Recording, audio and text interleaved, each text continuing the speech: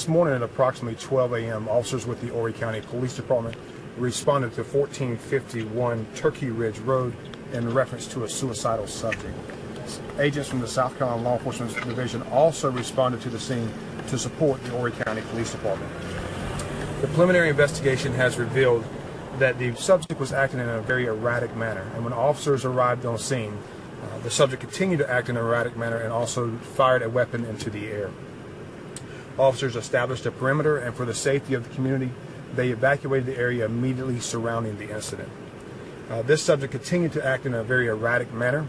He was threatening officers while they were on scene, and at one point the subject approached the officers that were on the with brandishing the weapon, pointing the weapon at the officers, and made threats to the officer. At that time, the officer discharged his weapon, striking the male subject. The male was then provided immediate first aid assistance by the SWAT team and by medics that were on scene, and that male has been transported to the hospital where he has been later pronounced deceased. As per protocol, that name of the deceased individual will be released by the Horry County Coroner's Office at an appropriate time.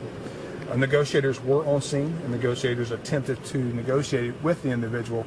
However, he continued with his erratic behavior and did threaten the officers during that time frame. The investigation is ongoing. As you can tell, it's still very early on in the investigation.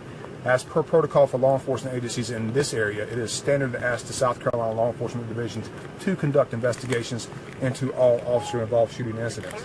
However, because this does involve a SLED agent, we have been asked, the Myrtle Beach Police Department has been asked to conduct this investigation.